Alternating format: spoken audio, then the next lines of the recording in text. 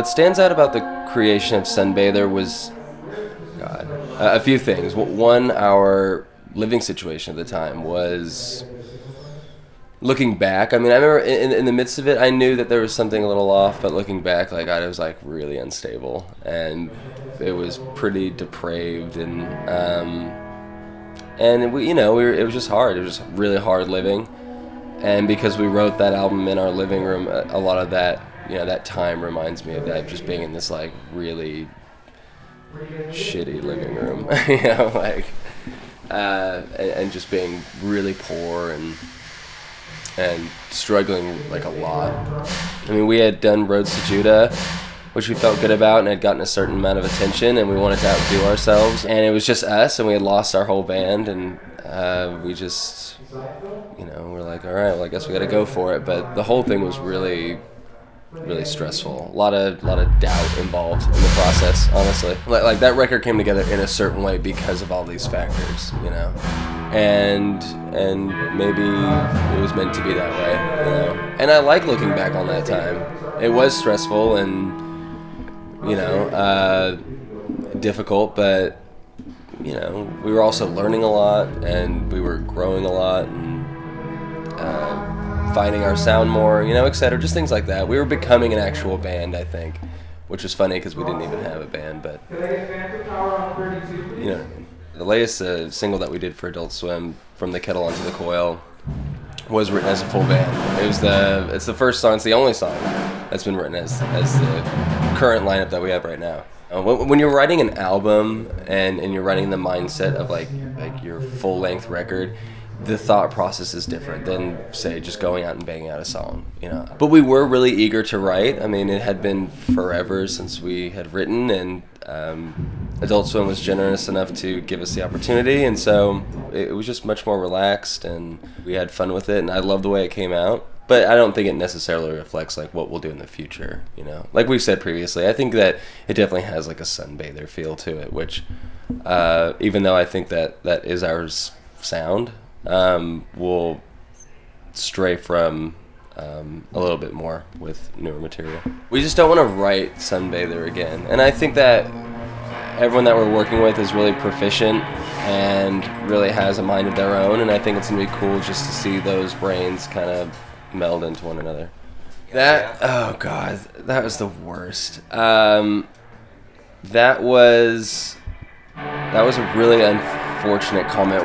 It was actually off the record, yes, and I recall we were in Sweden, and I was walking to the press tent, and the guy that was beginning to interview me walked in on a conversation that I was having with this guy who works for a label. I mean, like, we have these casual conversations all the time, and he was like, would you ever consider going to a different label? And I was like, yeah, like, it wouldn't bother me, and I think that if we wanted to, Deathwish would be understanding, but that was all I meant by it. And then, yeah, the quote about, like, us being too big, like, we're not even Deathwish's biggest band. And furthermore, they're such good people and have been with us since the very, very beginning. They really have helped build us. I mean, they have a huge internal audience, and they're smart about everything they do, art direction, obviously great taste in music, and we owe a lot to them. And I would be happy to stay. I'd be, I'm open to anything. Is kind of what I wanted to say, and it came out in the worst way. I mean, when I read that, I was like, fuck. I was like, really? I don't even really remember saying that, but like we were just, like I said, we're in the middle of a festival. We were just like we were just going back and forth. It was before we even sat down, and so I think they just wanted to take something and run with it. It just came off really like cocky and really foot and mouth, and I at no point wanted to represent that at all. That being said, I have no idea what we're doing with the next record. We just really want to write it first, and if a label opportunity or something comes along that like really impresses us or that we'd be into, we'll entertain that idea. But for right now, I just want to finish out the shows and get something written and then worry about all the, because all the rest of it's just so like